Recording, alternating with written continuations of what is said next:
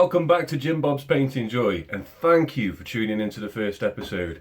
Today I've taken a 30 by 30 centimetre box canvas and I'm thinking about doing a little bit of an autumnal sunset walk in the woods, or through the woods, so we'll see how we go. So first of all, I've taken a little bit of, as usual, liquid white, covered the sky area to make it slick and slippy and ready to go. And then I've also taken a sap green, Van Dyke brown and a alizarin crimson mixture and just coated this black gessoed area at the bottom here once the gesso had dried completely. Don't try and put that on before the gesso's dried, otherwise you'll be smudging black around the place and, well, it's not what you want. So let's jump in. I'm going to take a little bit of cadmium yellow on the brush with a little bit of titanium white. Now, only a touch of cadmium yellow, that's all it takes. A little bit of titanium white, a little bit more cad yellow, and just till you get this kind of pale yellow colour. And that's going to be where we start. Okay, so we're going to start somewhere just off centre, maybe just where this more distant of the two sides of trees are, and just going to go in there and just start little axes, and just start bringing that out. Maybe just to about halfway up here. Just drag that out. Maybe even just leave a little bit of the white, as if it's really light down at the bottom. Now put a bit more yellow on than you need, because when we come in a minute with the other darker yellows and the reds, it'll overpower that, so you'll need a bit of excess yellow in there. Okay, and we're just going to go sneak in behind those trees, and just look how that pushes that yellow behind that tree, even though we put the black on first. These are the illusions.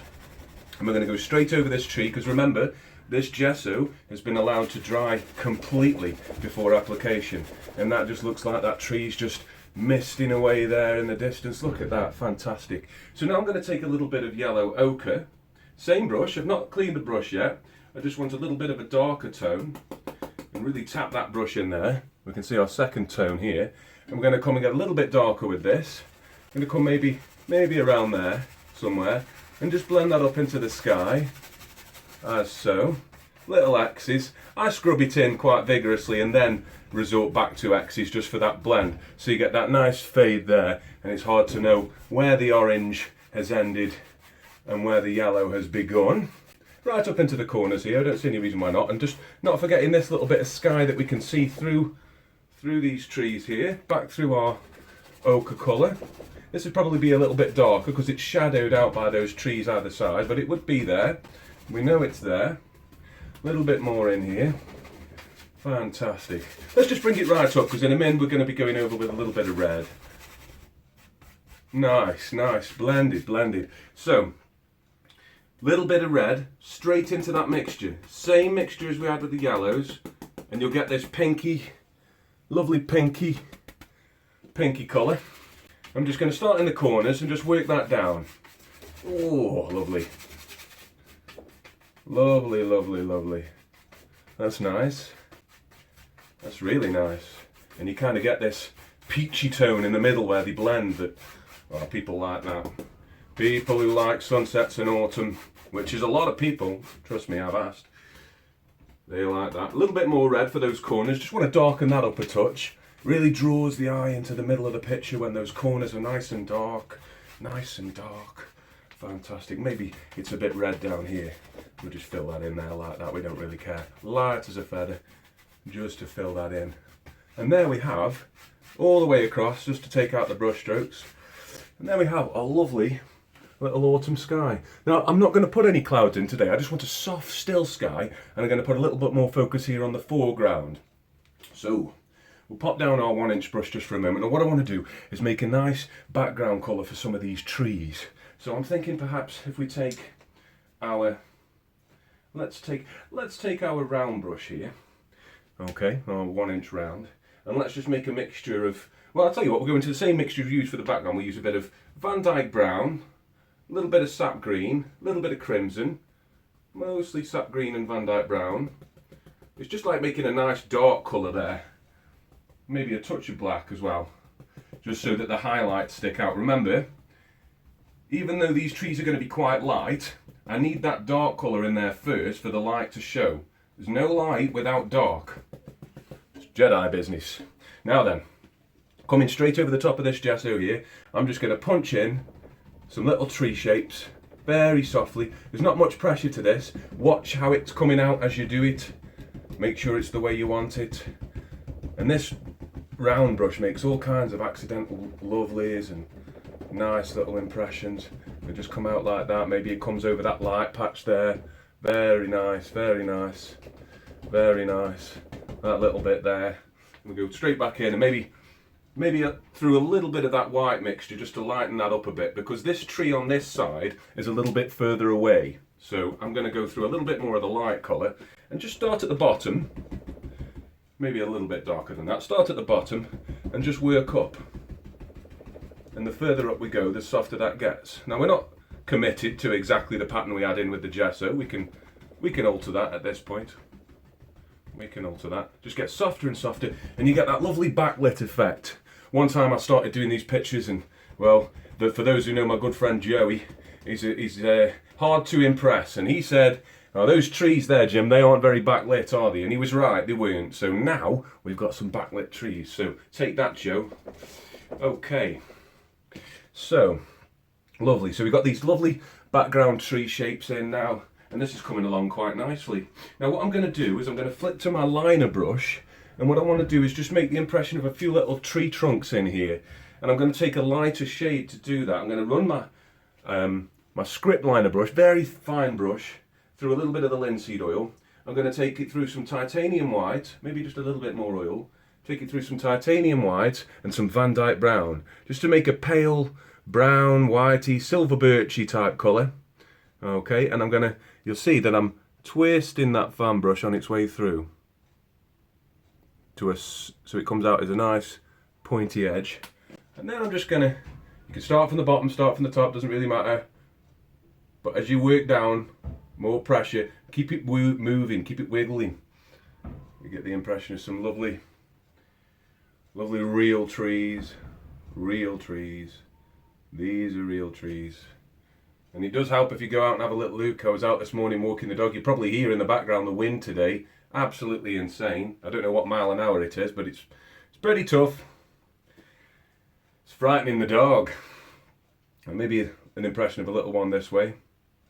Little one this way. With a few hangies on. Maybe they just come out like that. That's a little thick one there. And back on this side, maybe just a touch. Just the impression of something there. Light against dark, dark against light. That's all I really want. I don't want much more than that. What I'm going to do though, I'm going to put some darker ones in as well. So I'm going to take that same brush with a little bit more linseed oil on. Same brush through a bit of the darker mixture. Make a little bit of a darker tone this time. Nice, nice, nice. Bit more into the browns, the greens and the blacks. To get that darker colour there. And maybe there's a few that just sort of pop over right where that sun line is. And these are what really pop out and look good. People like it when the twigs come across the light area. And in this little sneaky bit of light here, maybe I'll pop one in there as well. Just giving the impression that there's something living back there. There's so many sticks and trees in the woods when you look. It's good to get them all in. I'm going to maybe just do a little bit of a nicer background tree on this side. Maybe he's coming in there, swooping up. Keep it wiggling. Flaking out at the tops. Lovely. And we might blend him a bit further into the background. You could even just use your finger there just to get in certain bits. I just want some impressions of some trees that live there back in the background for you to see. Now then, let me just adjust that so you can see, guys. Sorry about that. There we are.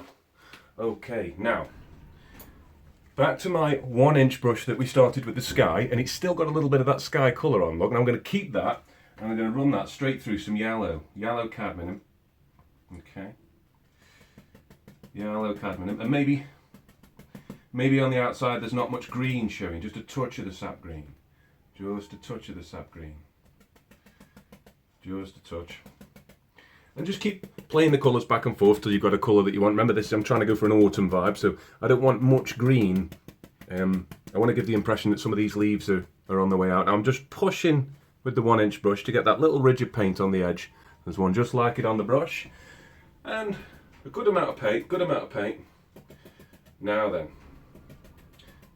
then, we can just make a decision of where we're going to start. I like to start just above where the black is, and just with the corner of the brush, very softly, the impression of a few nice doers. Now don't kill all the dark, leave some of that black, leave some of that black, save some of that back, and that'll look like all manner of lovely little shadows in there. Lovely little shadows.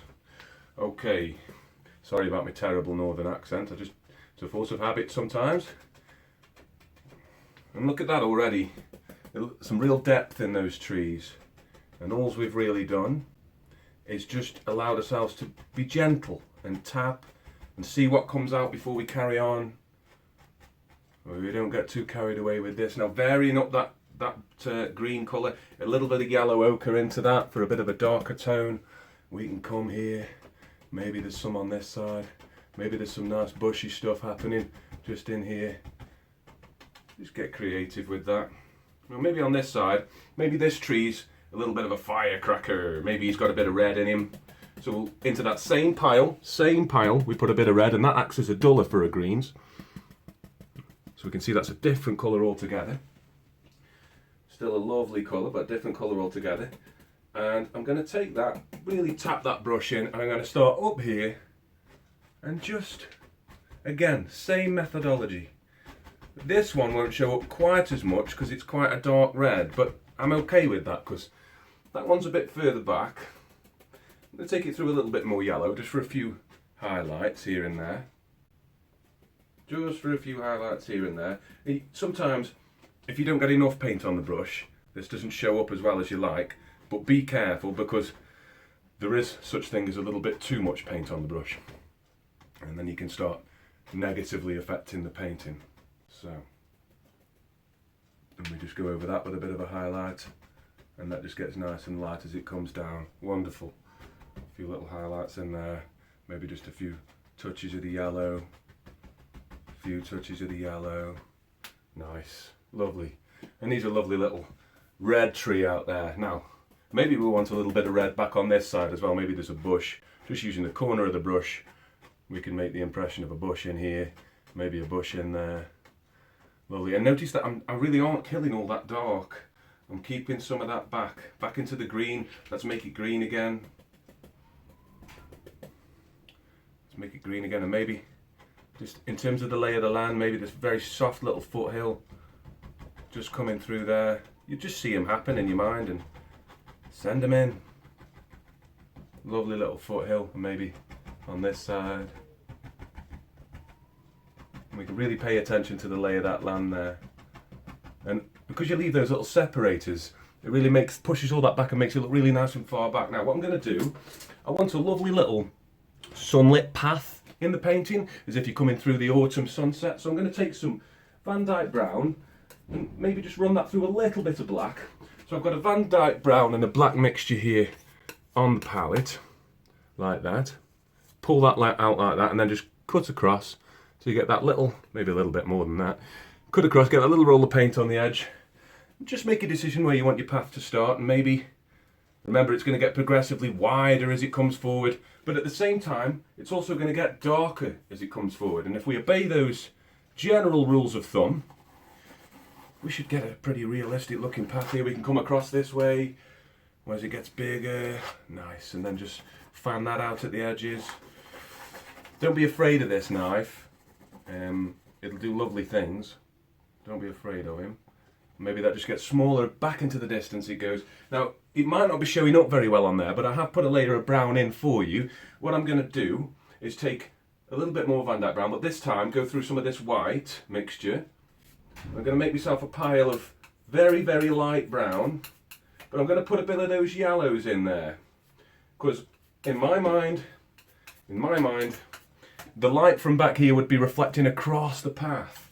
So I want to imply that yellow in the mixture. Now then, I've dragged that out, same technique, cut that little roll of paint off on the edge of the knife, and no pressure at all, but I'm just going to graze that across.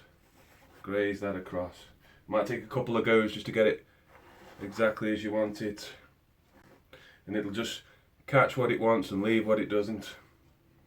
Lovely.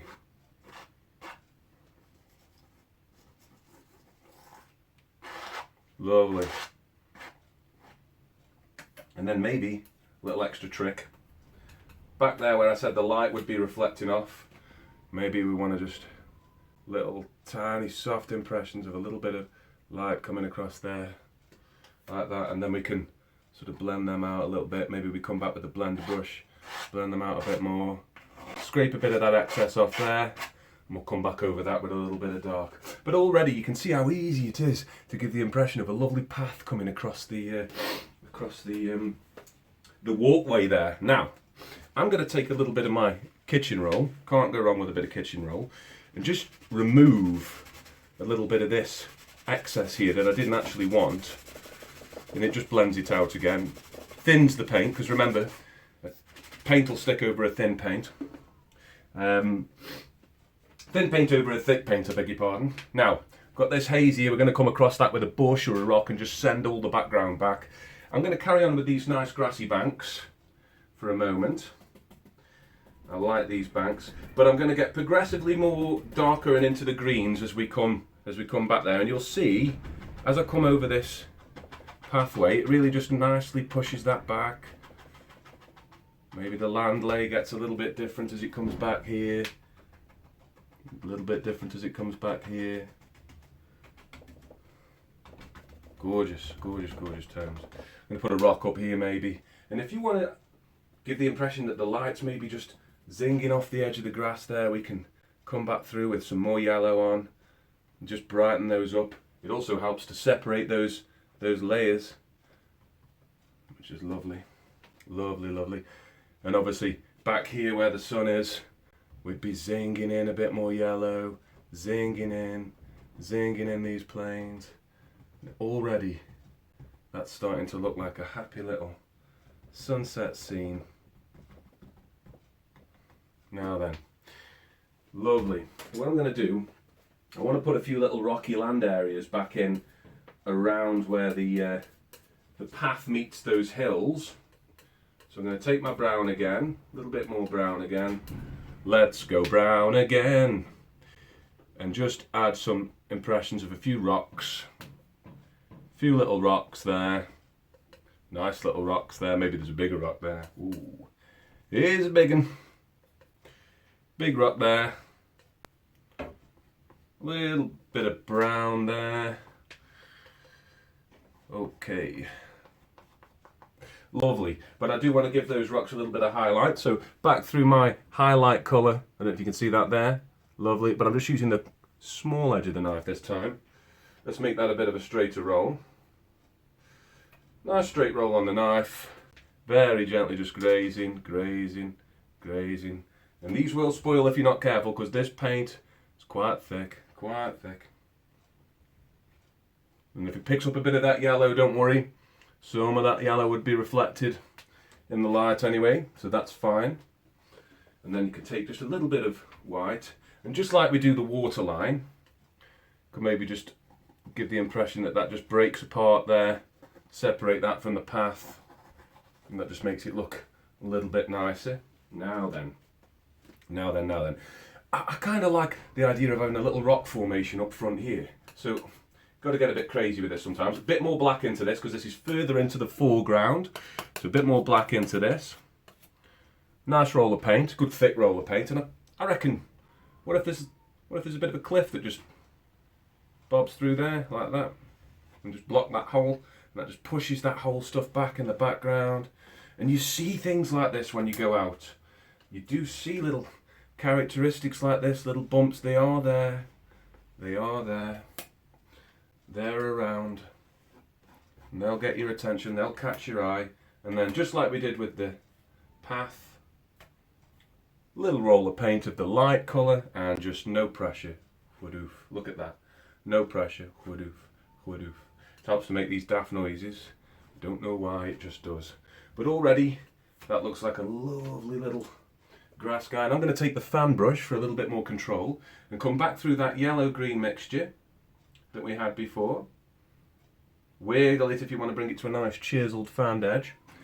And maybe there's just a touch of grass sitting on top of that rock. Maybe a little bit more of the yellow just to catch that. Lovely. And a little bit of moss. There's always moss growing on these guys. People underestimate just how much moss there normally is. And you know what else? Let's get crazy. I think there would be a lovely, big, crazy ass tree just behind that rock. Just sits behind there. Maybe we can see his foot's coming out. And look how, it's a bravery test indeed, but look how it pays off, because that's now sending everything into the background. Maybe he comes up a little bit. Maybe he's got another little arm, another little friend there, and he comes and just goes that way a bit. Maybe he does. Lovely. Now then, we go back to our liner brush, back to our script liner. Now we want to pull this through a reasonable amount of liquid clear just to help that go the way we want it to. So it's almost like ink, and running off the brush there, you'll see my little pool. I don't know if you can see there, my little pool of linseed oil, and that just flicks to a nice edge. And with that, very gently, no pressure, nice and relaxed when you do this. If you've got a nervous twitch, you've probably got an advantage. If your hand's a bit shaky, probably got a bit of an advantage. Keep them wiggling. We have to emulate that shake to get the desired result. If you've got a natural shake, you're in already. But look how much better it looks when you wiggle it round. And because it's coming over that lovely clear bit, oh, it just gives some lovely impressions. And remember, obviously, it's in keeping with the time of year. These trees would be dying or dead or relinquished of their leaves till next season. Only the evergreens standing green. Some of these over this side haven't quite got to this stage yet, but it's coming. They're looking at what's coming. Straight across from a dead old tree. And we've got this one in the background here, but of course that's a bit paler, and we've pushed that back a bit further. But look how it really helps to push back some of those things that were going on before with the trees. Nice trees. Maybe we just got one more that just comes out like this. Wiggly. Lovely. And don't get too carried away. I might have a little one on this side just to try and balance out the composition. But I just like the way this side lays with the green soft grass. Maybe we just got a couple of twigs in there. Maybe a little bit more black just so he can stand out. Gorgeous. Gorgeous. Okay. Now, you know me. In these pictures, and this really is your bravery test, but, well, when I go out, I see birds flying. They're flying around there, so we'll put a couple of those in too. I think we've got a lovely finished painting there. What I might do is just put a bit of red on the brush and sign this picture. Now I'm pulling that quite watery through my my scarlet red. Quite watery, and just give it a bit of a signature down here, which when you've got a short name like mine, doesn't take but a second. The dog's here. He's moaning at the door. Okay. And with that, I think we've got a lovely finished painting. And let me just show you what we've got. There's our finished autumnal scene. Lovely, and I hope you've enjoyed watching as much as I've enjoyed painting. And I said we could meet the dog, and here he is, desperate to go out for WALKs. Say hello to the people there, Droog. He doesn't know what's going on. Yeah, no, he's confused. He's a good boy. Thanks for tuning in to Jimbobs Painting Joy, and I shall see you next time with a brand new painting. God bless.